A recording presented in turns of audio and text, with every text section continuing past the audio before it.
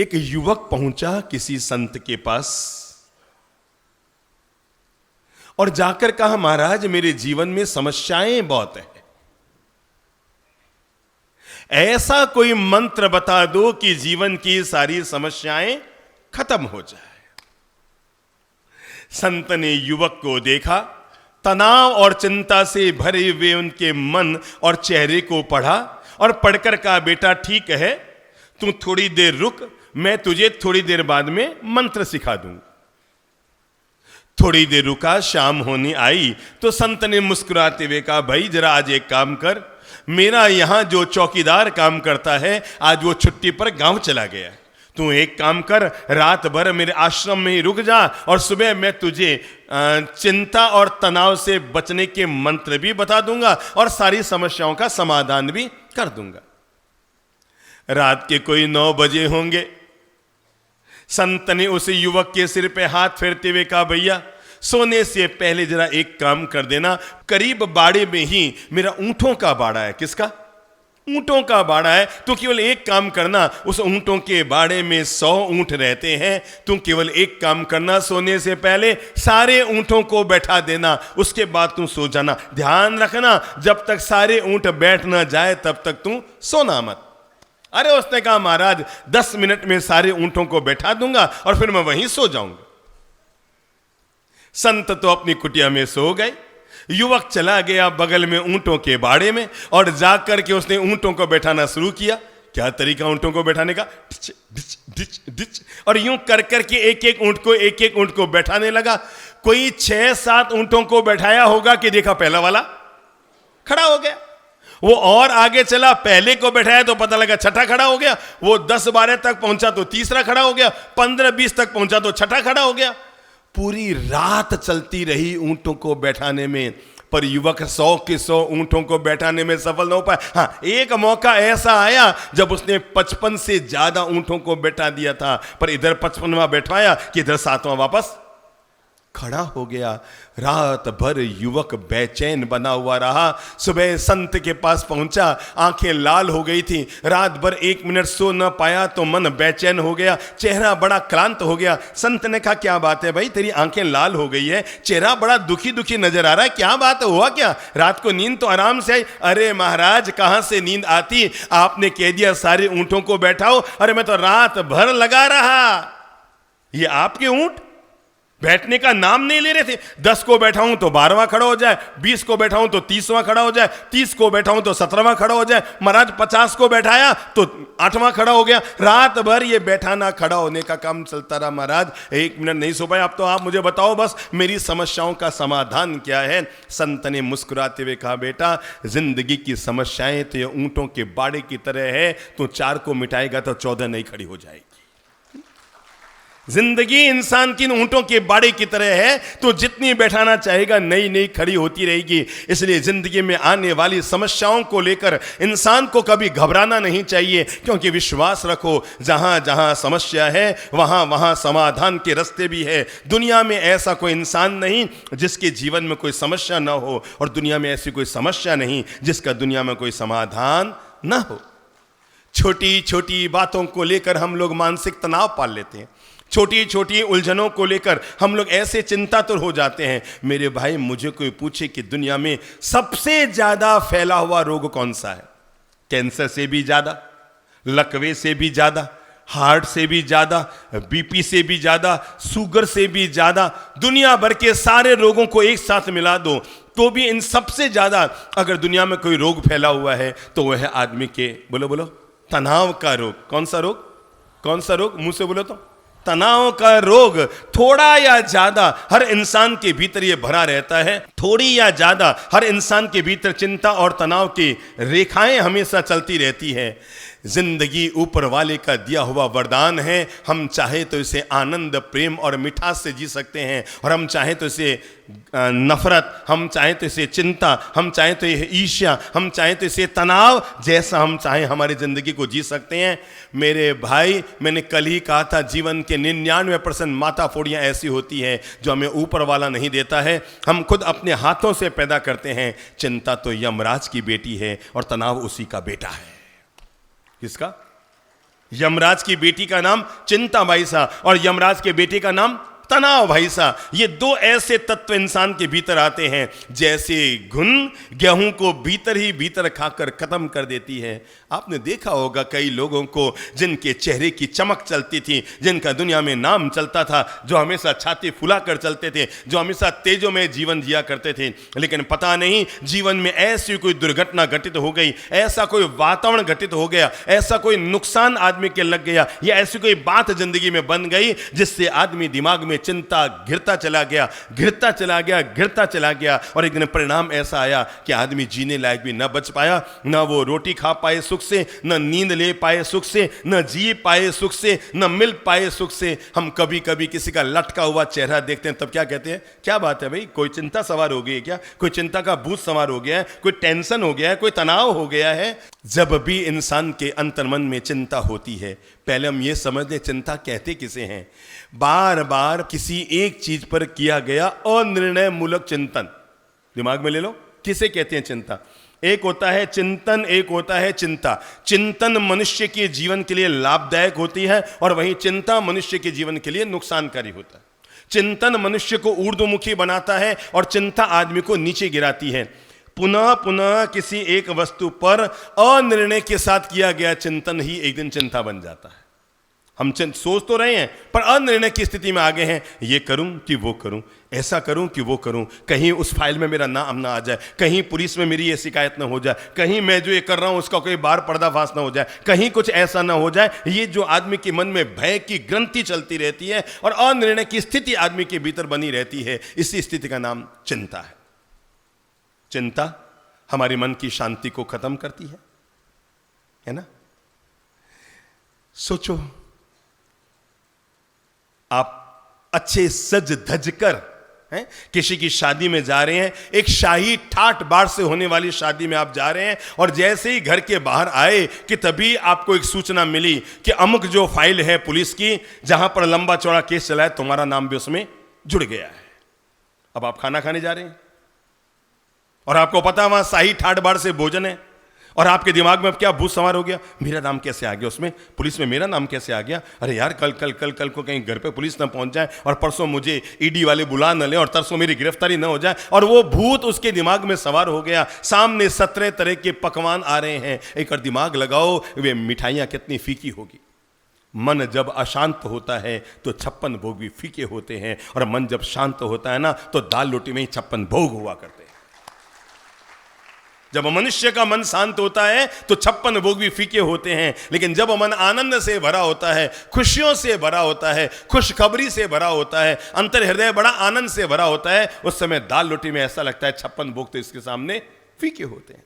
अब आप खाना खा के भी आ गए, न तो आपको रसगुल्ले का जायका आया, न गुलाब जामुन का जायका आया, न कोल्ड कॉफी का जायका आया, आप बस खा पी के निपटा के आ गए। रात भर बेचैन बने रहे, अपने कमरे में अपने घर में इधर उधर घूमते रहे, रात की नींद भी हराम हुई। सुबह उठे, पत्नी ने चाय बनाई, बोला ना यार मैं चाय नहीं पीऊंगा, क्या, अरे तू छोड़, तू माथा मत लगा मुझसे, मैं चाय नहीं पीऊंगा। और वो तनाव, टेंशन और वो अवसाद।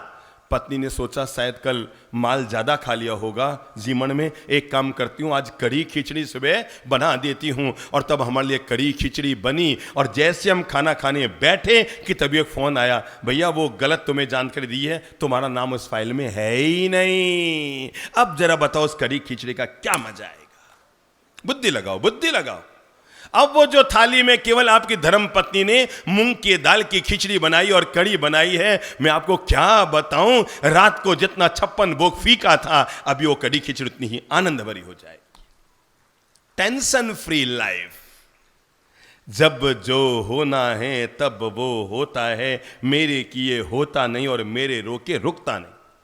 समझ लो लाइन, जब जो होना है वो होता है। आपके टेंशन करने से, अब समझ लो आपकी बेटी अगर 28 साल की हो गई है और आप टेंशन पाल रहे, मारे बेटी रो ब्याह नहीं हो, मारे बेटी रो ब्याह नहीं हो। एक तो आधे ब्याह शादियां तो ये जन्म पत्रियों के चक्कर में अटक जाते हैं, या आधे ब्याह शादियां तो लोगों के इन जन्म पत्रियों के चक्कर में अटक जाते हैं। जिनके नहीं होती है ना शादी, कल जाकर के अपनी बेटी के जन्म पत्र उठाकर या बेटे के जन्म पत्र उठाकर, ये सामने ना बूढ़ा तालाब, बस उसमें विसर्जित कर देना, ओम ओम स्वाहा। भगवान 6 साल तक जन्म पत्रियों पे भरोसा कर लिया, काम सिद्ध नहीं हुआ, जन्म पत्री को तालाब में डाला है। अब मैं तेरे पे भरोसा शुरू कर रहा हूं, अब देख 3 महीने के अंदर तेरा काम पूरा होता है कि नहीं होता है।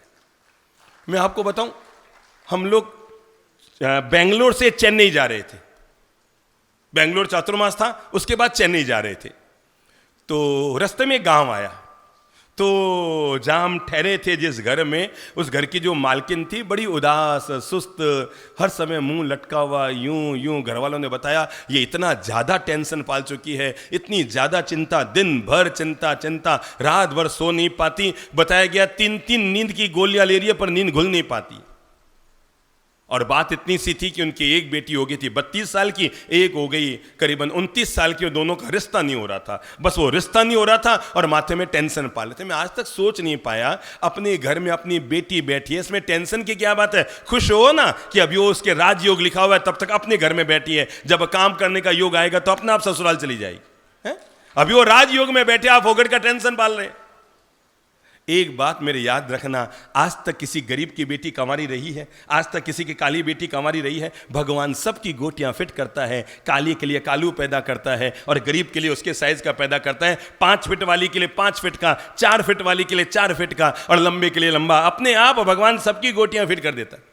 और कभी अगर बेमेल भी हो जाए ना तो उसकी भी जबरदस्त सेटिंग होती है। कई बार आपने देखा होगा, लड़का होता है 6 फीट का और लड़की आ जाती है 5 फीट की, देखा होगा ना? तो आपको लगता है बेमेल नहीं है, ये भी भगवान का मेल है। आपको लगता है क्या बेमेल गुजोड़ी फिट हुई है, लड़की है 5 फीट की, लड़का है 6 फीट का। मैं आपको बताऊं, भगवान ने जबरदस्त सेटिंग की है, और सेटिंग ये की है, लड़का जब भी बात करेगा नजरें नीचे होंगी, और लड़की जब भी बात करेगी नजरें ऊंची रहेगी। भगवान की सेटिंग है। कोई है यहां पर जोड़ी है 5 और 6 फीट वाली? तो अभी देखो, अभी करवा के दिखा दूं। लड़की यूं बोलेगी, लड़का यूं बोलेगा, है ना? वो यूं बोलेगी, वो यूं बोलेगा। तो ऊपर वाले की हर व्यवस्था में कोई ना कोई सेटिंग रहती है। हम हैं जो उसकी व्यवस्था को समझ नहीं पाते, और आप कहते हैं बाप जी मारे हीरो नहीं हो, बाप जी मारे हीरो नहीं हो। अरे आप पर ही चिंता रो, कहीं मैं बताऊं आप कितनी फोगट री चिंता करा। समझ लो काल 14 है, समझ लो काल 14 है, अब रात 13 से आप सूता हो, ठीक है?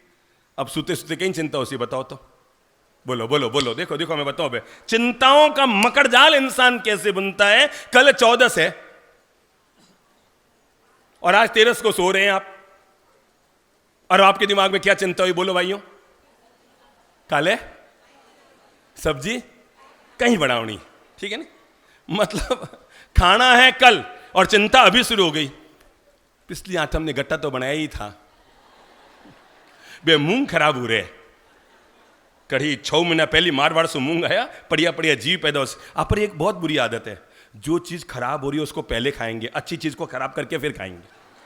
मतलब हमारी बहुत बुरी आदत है, बता रहा हूं। खराब चीज को पहले उठा, इन्हें सल्टा ए मूंग में जीव पड़ना रहा, इन्हें पहले सल्टा, इन्हें देख जीव पड़ना शुरू किया, तावड़ा मराक पहले इन्हें ना सल्टा, अरे इन्हें तो अगले साल ही खा ले सांप, इन्हें पहले खराब कर सा। जैसे समझ लो एक टोकरी में 6 एप्पल है, हमारी आदतें बता रहा हूं मैं। एक टोकरी में 6 एप्पलें हैं और एक थोड़ी सी, बाकी 5 बिल्कुल सही है और एक थोड़ी गल गई है। अब आप क्या करेंगे, पहले के उसको सुधारेंगे, भाई ने पहले इन्हें काट ले, खराब हो रही है, इन्हें तो काली खा ले। काली खा ले मतलब आज तो ये खराब वाली ने खाओ, काले इन्होंने खराब कर फिर खा वाला। हम सबकी ये आदतें हो। अच्छा फिर कहीं काले गट्टा बनाऊं ला, नहीं गट्टा तो पिछले 8 हमने बढ़िया ही था, कहीं बनाऊं कहीं बनाऊं कहीं बनाऊं, उसके बाप जी भी गोचरी आ जावे तो कहीं बनाऊं, काल 14 से कहीं बनाऊं कहीं बनाऊं। हमेशा ध्यान रखो, न कल में जियो न कल में जियो, समझ गए? न बीते कल में जियो न आने वाले कल में जियो। जी सकते हो तो वर्तमान में जियो, अभी का आनंद लो। अभी मैं सोने गई हूँ तो अब नींद का आनंद लूँगी, सुबह जगने के बाद दिमाग में सोचूंगी कि सब्जी कल क्या बनानी है। कल की चिंता आज करना, इसी का नाम चिंता है। कल के बारे में आज बुद्धि लगाते रहना, ओ करूँ वो करूँ वो करूँ, ठीक है आनंद लेंगे। काले पारने हैं, अब पारने में काले कहीं बनाऊंगा, उपवास करिए, ठीक है ना? संवत्सर कितने पता है आपको? आधे लोगों की रात कैसे बीतती है? आधे लोगों की रात काले काले काले काले सुबह पारने में, अरे कैर भिगोया कि नहीं, अरे मूंग भिगोया कि नहीं, मोगर भिगोना भूली जो मत ना, मोठरो मोगर भिगो और हमारे पापड़ जरूर सेक दीजिए, थोड़ा सा हलवा जरूर। मतलब पारना एक उपवास का है और ऐसा लग रहा है जैसे कि मासा केवल की पूरी कमी आज एक ही दिन में पूरी करनी है। मैं सहज जीवन का पाठ पढ़ा रहा हूं। जो व्यक्ति जीवन को जितनी सहजता से जीता है, आदमी उतना ही आनंद भरे जीवन जीने का मालिक बनता है। तो मैं क्या कह रहा था आप लोगों से, हम बेंगलोर से जा रहे थे चेन्नई। बताया गया वो माता जी बहुत चिंता, बहुत तनाव, बहुत माथा फोड़ी में आ गई है। मैं पूछे माँ सा कहीं हो?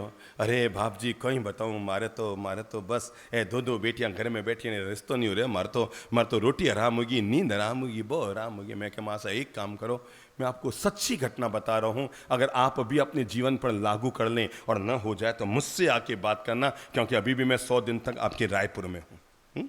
अभी भी 100 दिन तक हम आपके रायपुर में हैं, और आपको लगे कि मेरी बात गलत साबित होगी तो मुझे आके जरूर बताना। और मैंने उन माता जी को कहा, मैंने कहा माता जी 7 साल 8 साल हो गए होंगे आपको इन जन्म पत्रियों को ले लेकर घूमते हुए और टेंशन पालते हुए, नींद हराम करते हुए। मैंने कहा चलो एक काम करो, हाथ जोड़ो और मन में निर्णय कर लो, हे भगवान अब मैं इसकी टेंशन को अपने दिमाग से फ्री कर रही हूँ, मैं सोचना भी बंद कर रही हूँ मेरे बेटियों के रिश्ते के बारे में, और ये सारा काम मैं तेरे हवाले कर रही हूँ। अपने दिमाग से टेंशन फ्री होकर मैं तेरे हवाले कर रही हूँ। मैं क्या माँ सा अब 6 महीने तक आप दिमाग में एक बार भी मत लेना, और घर के बाहर रिश्ता लेकर चला कर मत जाना कि यहां पहचान लगाओ और यहां पहचान लगाओ। देखो 6 महीने में क्या चमत्कार होता है मैं आपको कैसे बताऊं। हमारा चेन्नई में 1 महीने की प्रवचन माला हुई थी। 10 दिन हमारा उस गांव से जाने में लगा होगा, 10-12 दिन आने में लगा होगा। कुल मिलाकर 2 महीने बाद हम वापस उसी घर में आए तो माँ जी चहक रही थी और कह रही थी बाप जी गजब चमत्कार हो गयो, जो काम 8 साल में नहीं हो वो काम 2 महीने में हो गयो। हमारे दोनों ही बेटियों ने रिश्ता हो गयो। मैं ये बता रहा हूं, जब हम ही हमारे दिमाग पर लेते रहते हैं, आपको पता है ऊपर वाला गजब का है, वो देखता है यही सोच रहा है तो मैं इसके बारे में क्यों सोचूं।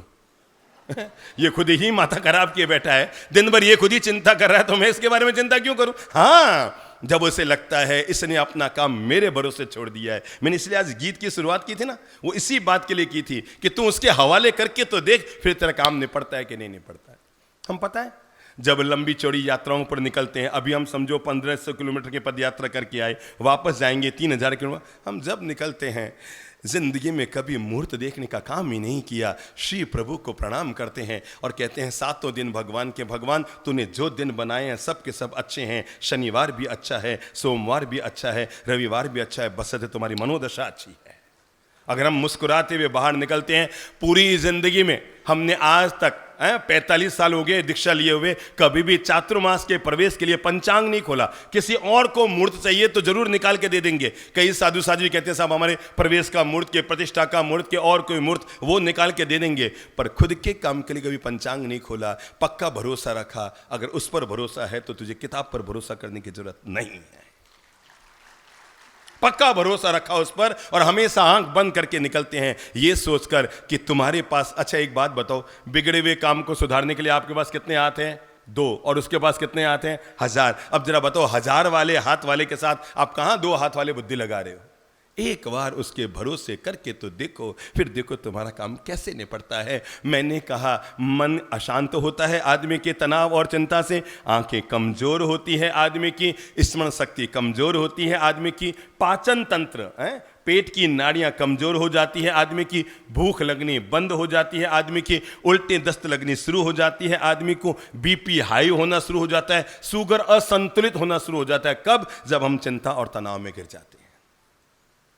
इसलिए आज जब हम चिंता मुक्त और तनाव मुक्त कैसे जिएं इसका मंत्र जब सीखना चाहते हैं तो मैं आपसे पहला अनुरोध करना चाहूंगा, नंबर 1, अपने आप के लिए फैसला कर लो जो हो रहा है सब प्रभु का प्रसाद है। मैं प्रसाद को कभी विषाद मानकर मन में तनाव नहीं करूंगा। जब वो दिन भी बीत गए तो ये दिन भी बीत जाएंगे।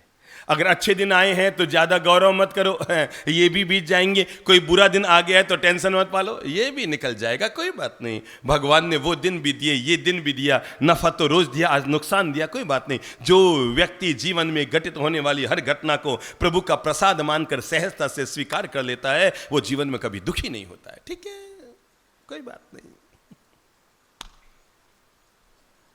समझो आपके लाख रुपए किसी में डूब गए, अब आपके पास पहला विकल्प, रात भर लेफ्ट राइट करते रहो अपने बेडरूम में, हमारा रुपया डूब गया, हमारा रुपया डूब गया। मैंने कहो भी थो कि वो आदमी अभी डाउन हो रहे हैं, उसकी रिपोर्ट भी अच्छी नहीं थी, और मैं भी भरोसा करियो कि हमारा लाख रुपया डूब गया, हमारा लाख रुपया डूब गया। और वहीं भगवान तेरी बड़ी मेहरबानी है, रुपये डूबे मैं तो तैरता ही रह गया। खुद को मोटिवेट करने का तरीका है, भगवान तेरी बड़ी मेहरबानी है, रुपये डूबे मैं नहीं डूबा। ठीक है, गए सो गए। मैं सच्ची कहता हूं, बड़े से बड़ा नुकसान होने के बाद जो मैं अभी नाटक कर रहा हूं, आप उसको करके देखिएगा और आपको न लग जाए कि आप उस दुख की बेला से बाहर निकल गए। ठीक, जो मेरा है वो जाएगा नहीं और जो चला गया वो मेरा था ही नहीं। गया तो गया, क्या कहा मैंने? गया तो गया। जो मेरा है वो जाएगा नहीं और जो चला गया मेरा था ही नहीं। अरे 1 लाख गया, अभी भी मेरे पास इतना है कि मेरी 7 पीढ़ी आराम से जी सके।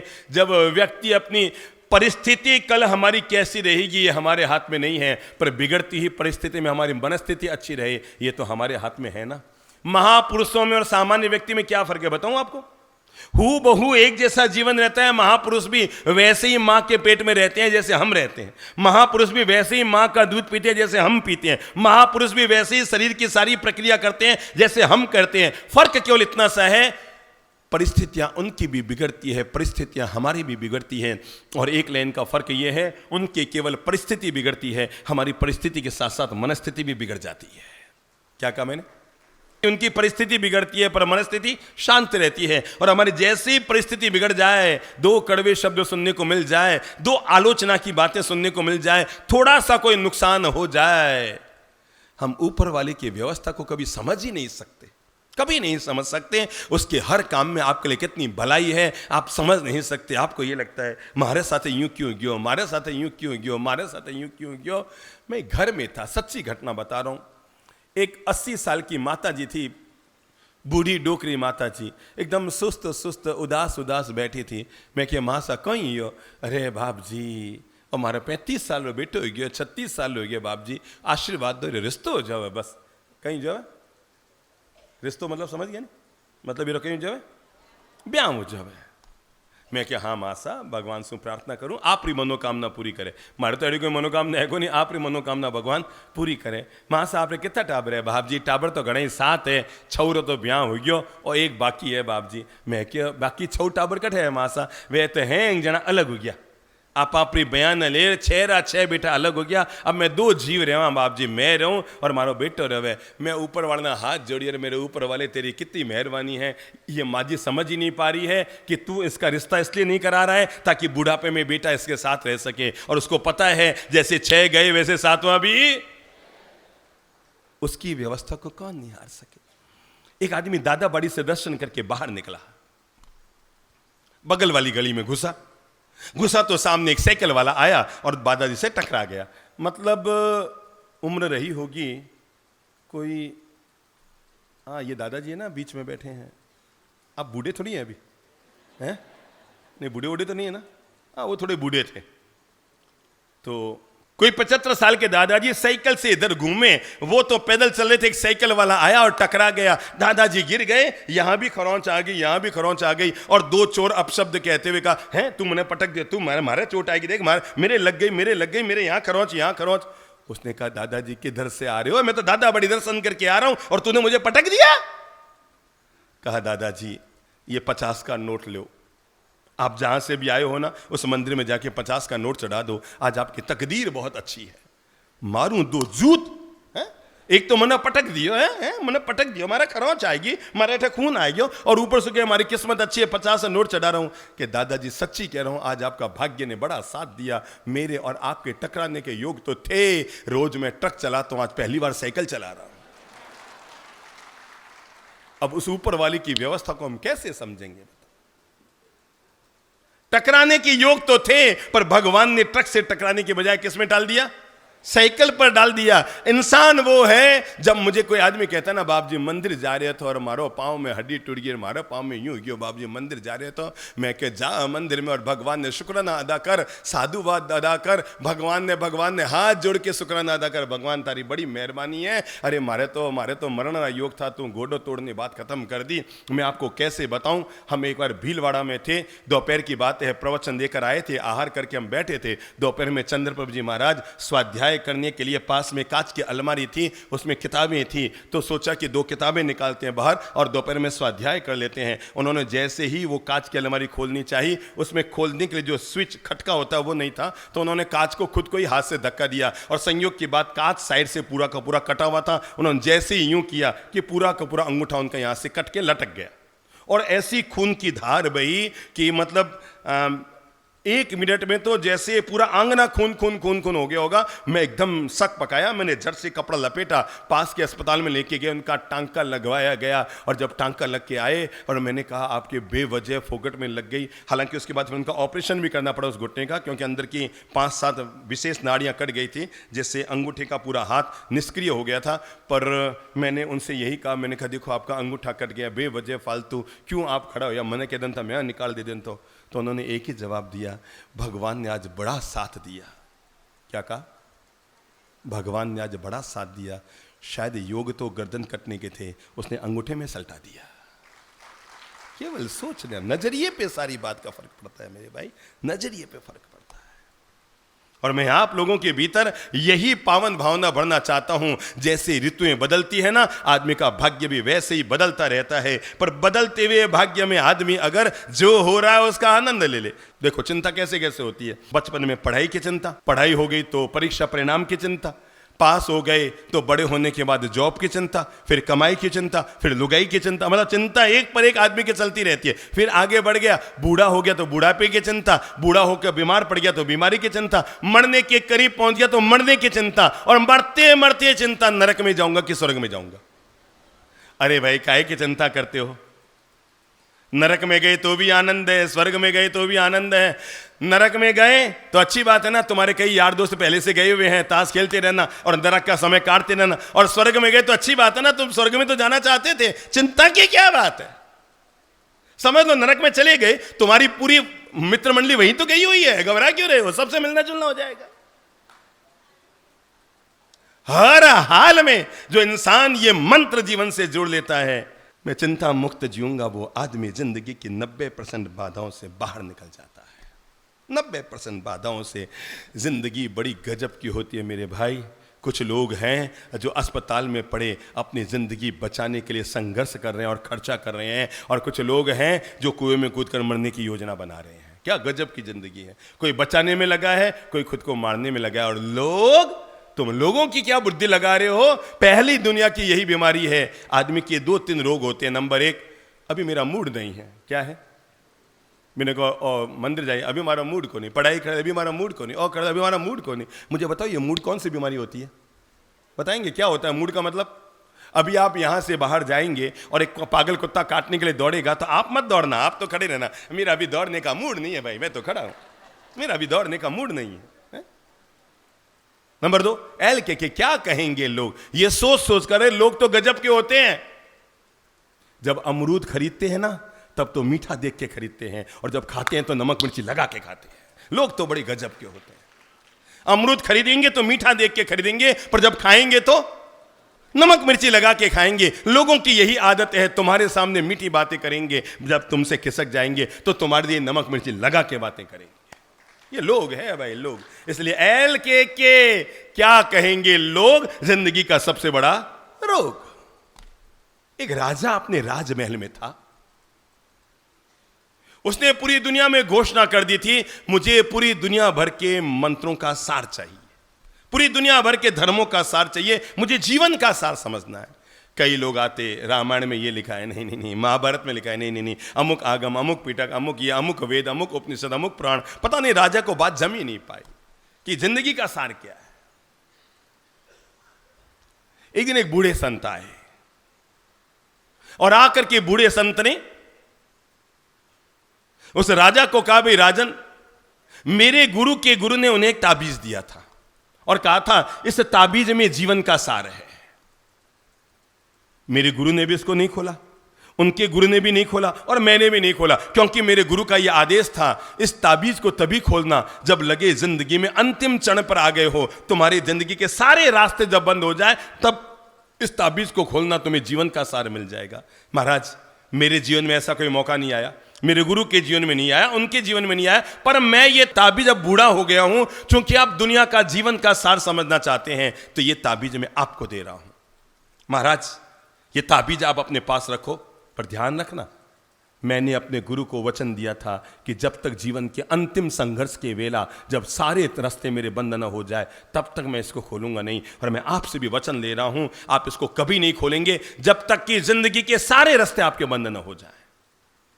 राजा ने वचन दिया, महाराज मैं आपको वचन देता हूं, ये ताबीज मेरे भुजा पर रहेगा, पर मैं कभी नहीं खोलूंगा जब तक कि जन्म और मृत्यु का प्रश्न खड़ा ना हो जाए, तब तक मैं इसको नहीं खोलूं। ताबीज राजा ने बांध लिया।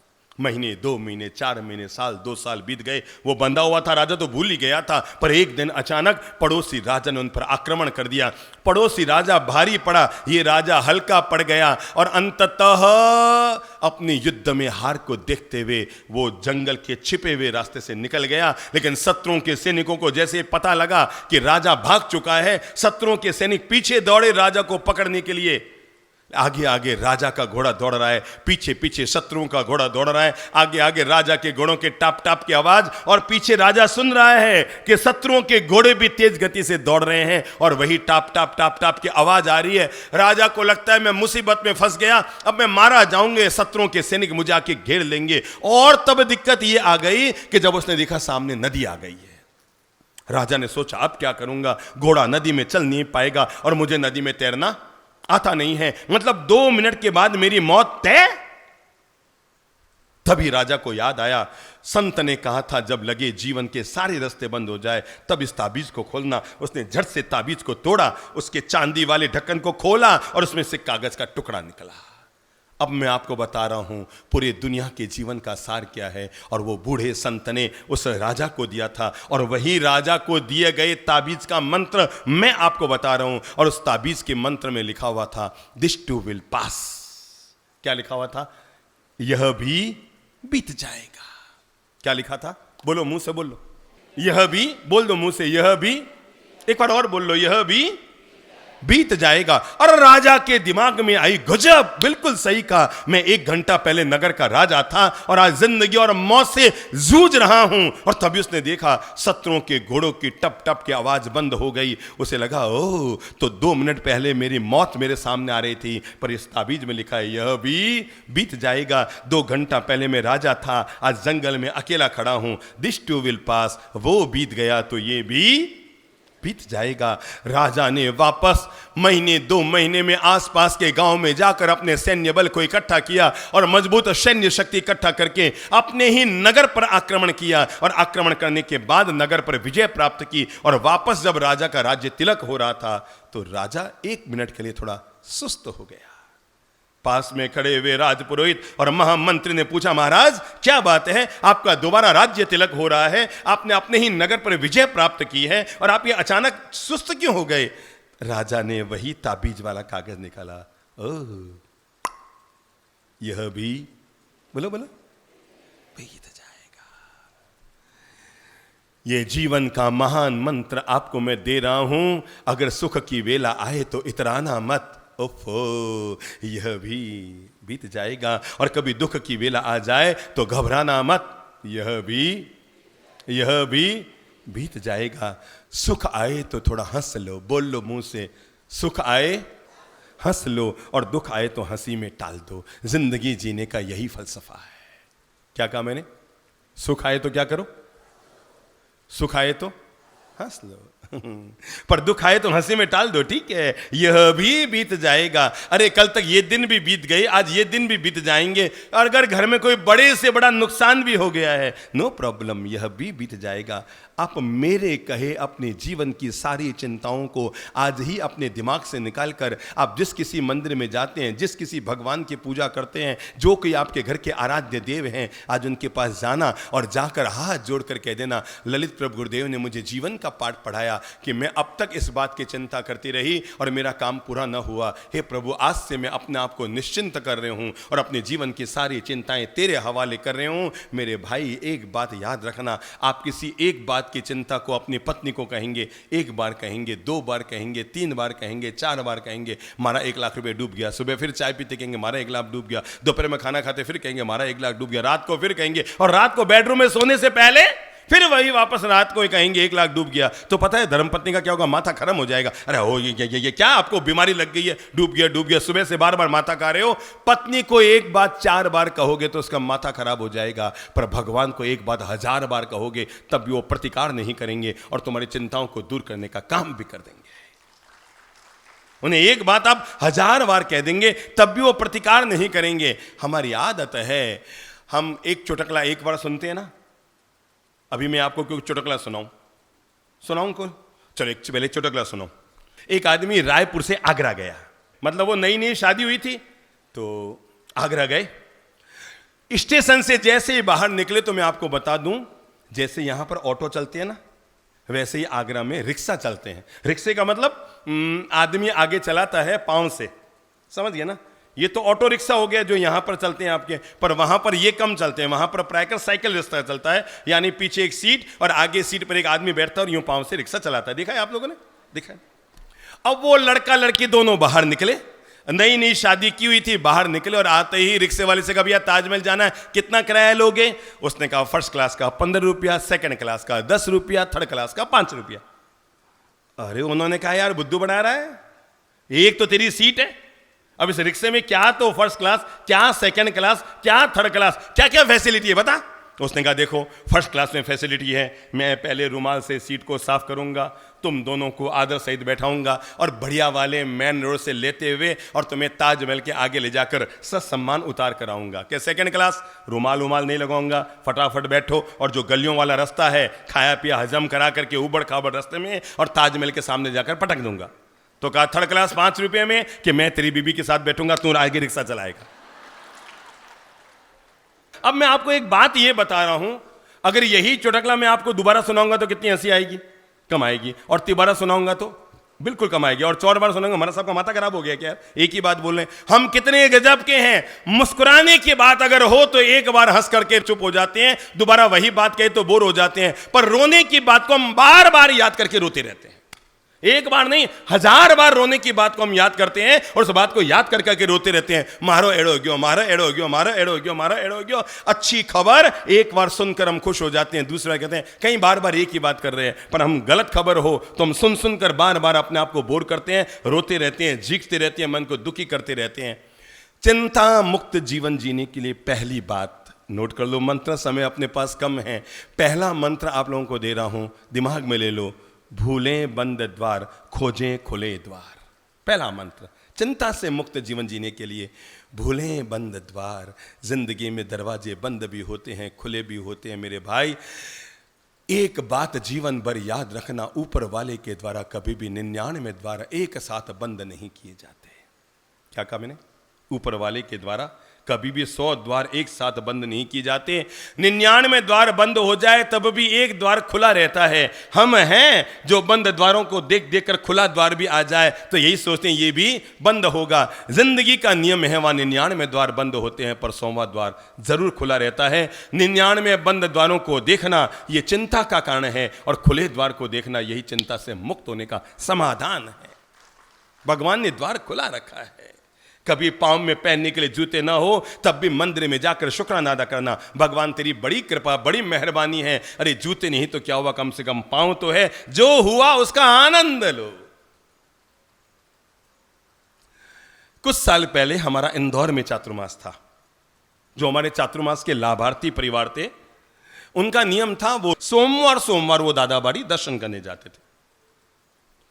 तो उस दिन भी वो रात को 9 बजे ऑफिस से आए और आते अपने पत्नी को चलो चलो दादाबाड़ी चलो दर्शन करके आते हैं, सोमवार है। तो पत्नी ने कहा देखो मैं तो थक गई हूँ, आज गुरुदेव के यहाँ बहुत यात्री आए हुए थे, बाहर से 5-7 बसें आई हुई थी और बहुत लंबी चौड़ी व्यवस्था थी, मैं थक गई, अब अपने अगले सोमवार को चलेंगे। उसने कहा बावड़ी क्या बात करती है, अपन आज तक एक सोमवार नहीं छोड़ा दादाबाड़ी जाने के लिए, उनकी कृपा और मेहरबानी से अपन इतने आगे बढ़े हैं और तू मना करे मैं थक गई, अब अगले सोमवार चलेंगे। अब पति ने जिद किया, हाथ पकड़ा, चल चल चल चल और ये कहते हुए गाड़ी में बैठा दिया। आए, दर्शन किए, दर्शन करके बाहर आए तो चमत्कार हो गया। और चमत्कार यह हुआ कि उन महानुभाव का जूता गायब हो गया। जूता गायब हो गया। अब आप सोचो कि पत्नी ने क्या कहा होगा। आपको पता है, एक विदेशी आदमी भारत में आया और आते उसे किताब मिली जिसमें लिखा हुआ था भारत चमत्कारों का देश है। वो ताजमहल गया, कोई चमत्कार नहीं। कुतुब मीनार गया, कोई चमत्कार नहीं। लाल किला गया, कोई चमत्कार नहीं। एंड में एक मंदिर में गया, चमत्कार हो गया। बाहर निकला तो जूता गायब हो गया। उसने कहा यहीं में चमत्कार होता है और कहीं चमत्कार नहीं होता है। अब बाहर आया, उसका जूते गायब हो गए। अब आप सोचो पत्नी ने उनको क्या कहा होगा। मैं थाने पहले ही मना करियो मत चलो, अगर अपन नहीं आते तो आपके ये 1600 रुपए के नए जूते बच जाते। और हूबहू उनकी धर्मपत्नी ने यही बात कही, मैं थाने पहले ही मना करियो नहीं है, 3 बार मना किया था, मैंने खींच के ले आए। अगर अपन नहीं आते ना तो आज आपके जूते गायब नहीं होते।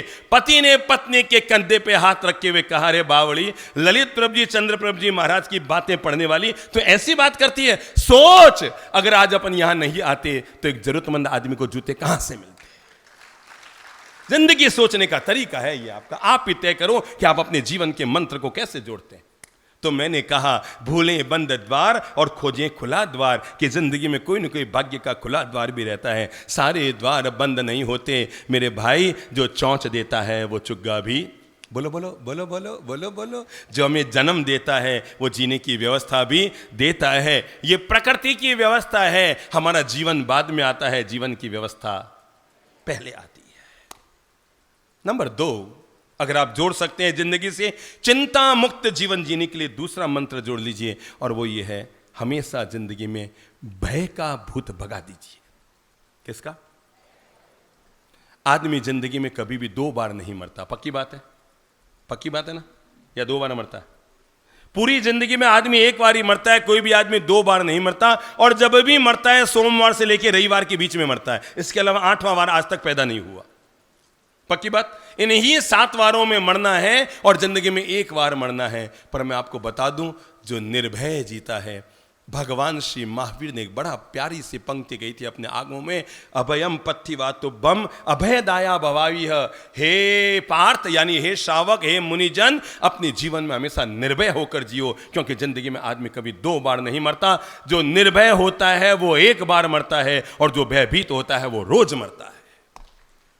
इसलिए जिंदगी में कभी भयभीत मत बनो, कभी भी डर कर मत रहो। डरे वो जो गलत करे। मंत्र लिख लेना आज घर में। क्या? डरे वो जो गलत करे। अगर आपने कोई गलत किया नहीं है जिंदगी में तो कभी डरने की जरूरत नहीं है। और डरे वो जो गलत करे। तो जिंदगी में दूसरा मंत्र, भगाएं भय का भूत। किसका भूत? बोलो मुंह से, कौन सा भूत? एक आदमी की पत्नी मर गई, घर में उसका 8 साल का बेटा, उसने दूसरी शादी की, और वो जो मां आई, उस मां को क्या कहते हैं? सौतेली मां। वो जो सौतेली मां आई वो 1 नंबर की, मतलब बोलो, 1 नंबर की है। मतलब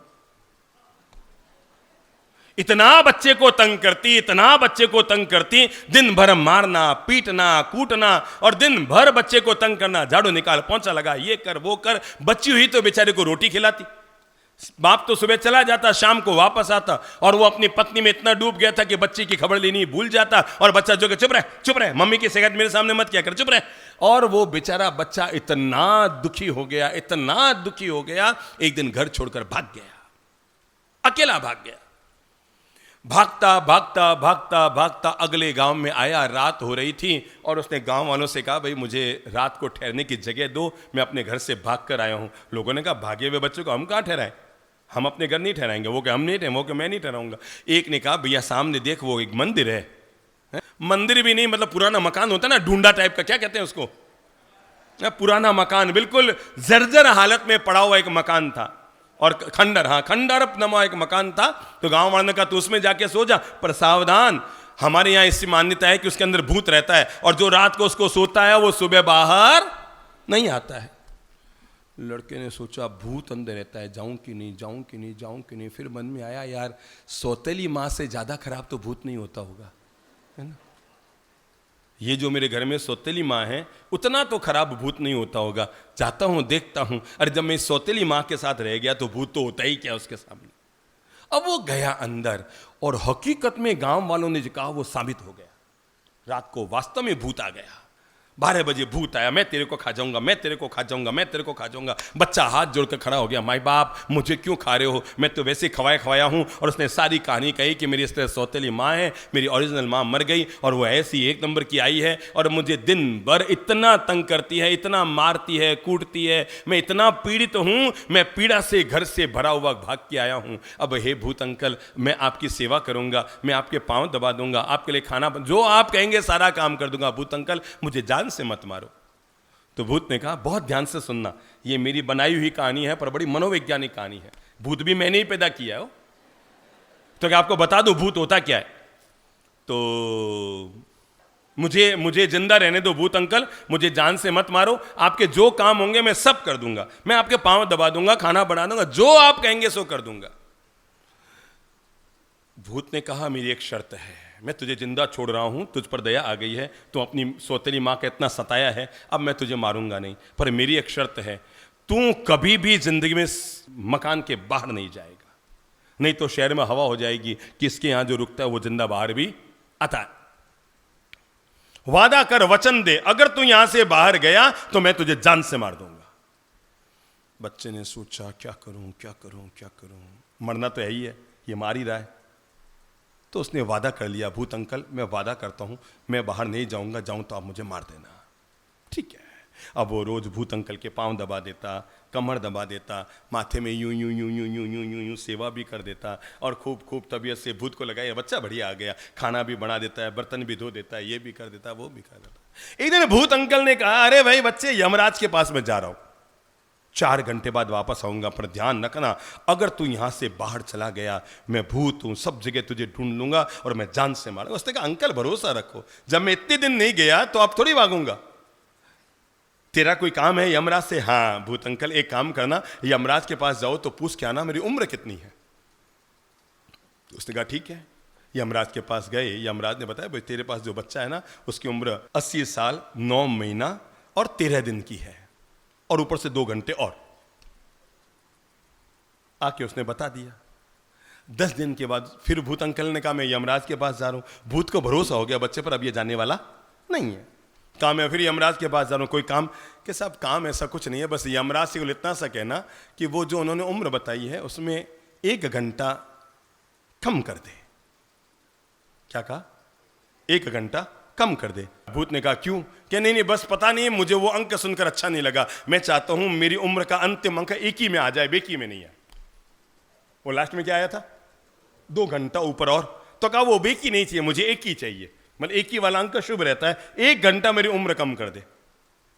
वो यमराज के पास गया, जाके कहा भैया वो बच्चा जिद कर रहा है, यमराज जी बदल दो ना, 1 घंटा उसका ऊपर नीचे कर दो, वो बेकी में नहीं चाहता, उसको 1 ही में चाहिए, या तो 1 घंटा बढ़ा दो या 1 घंटा घटा दो।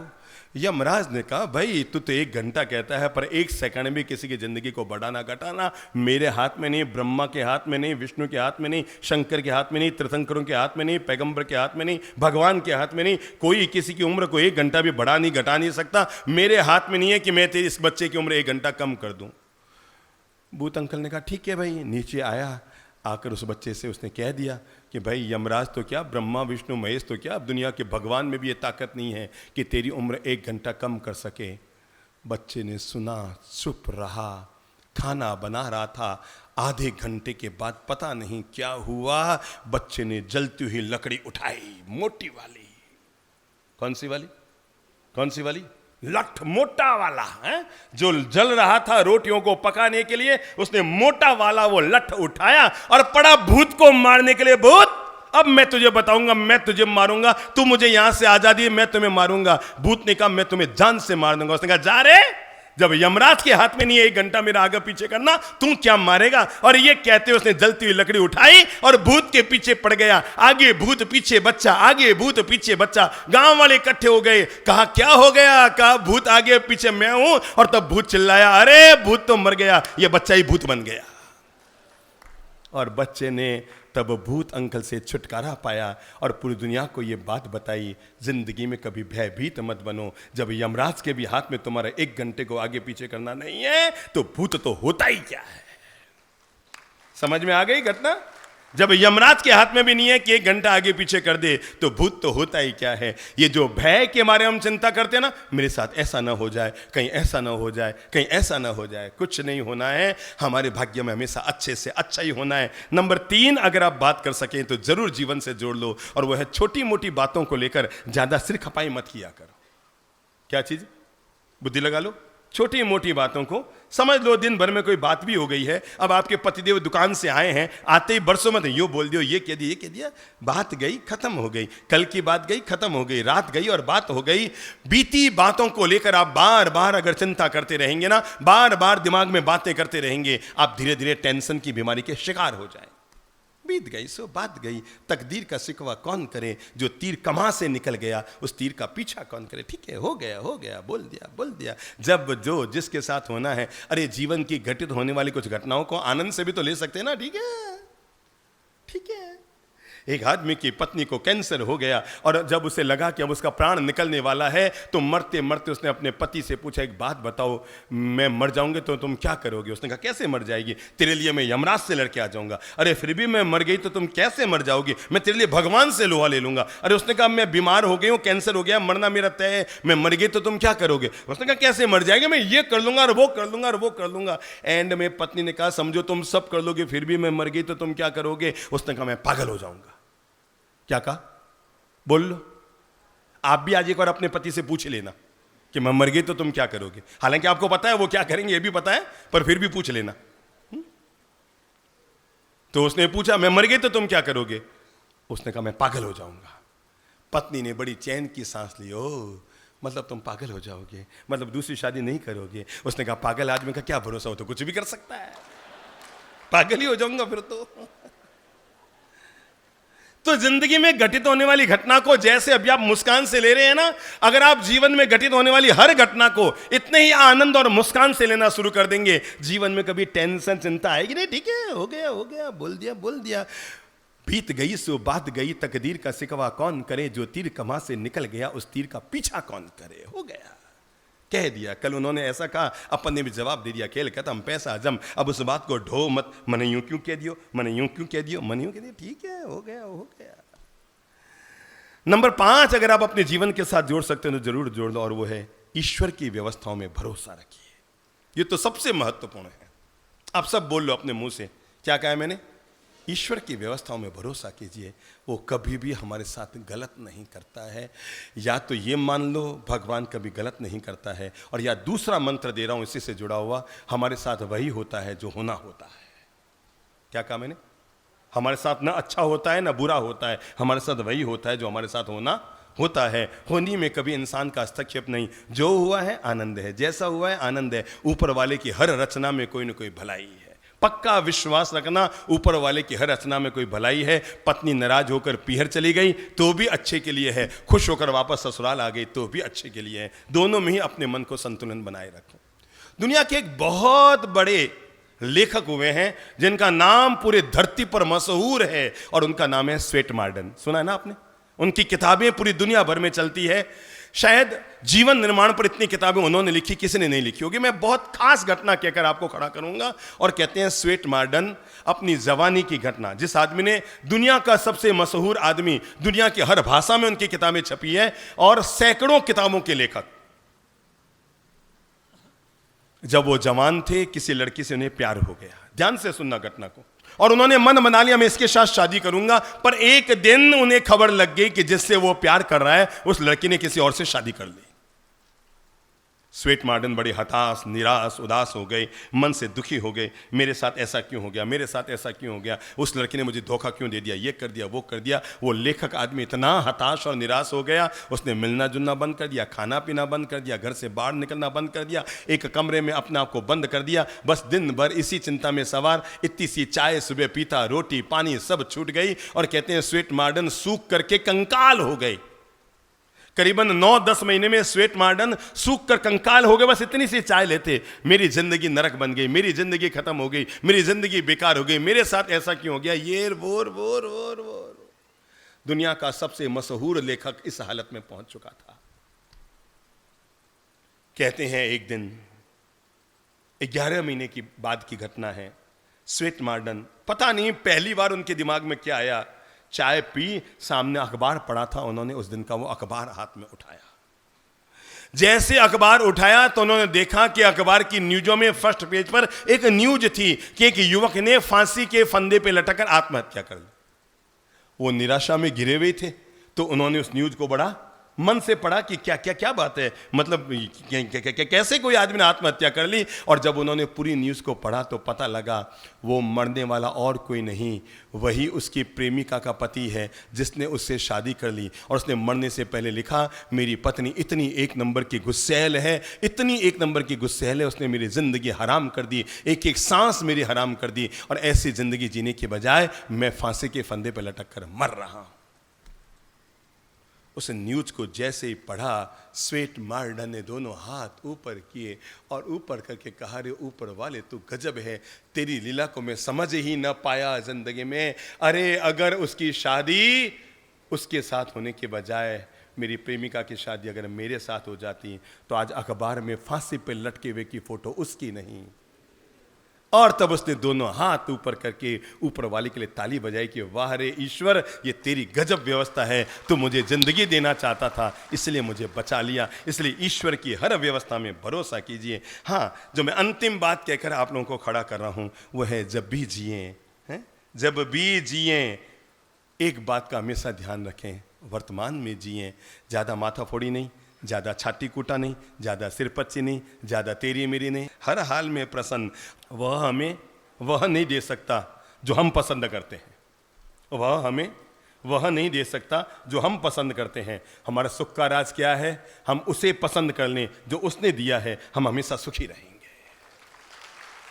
वह हमें वह नहीं दे सकता जो हम पसंद करते हैं, हम उसे पसंद कर लें जो उसने दिया है, आप जीवन में कभी दुखी नहीं होंगे।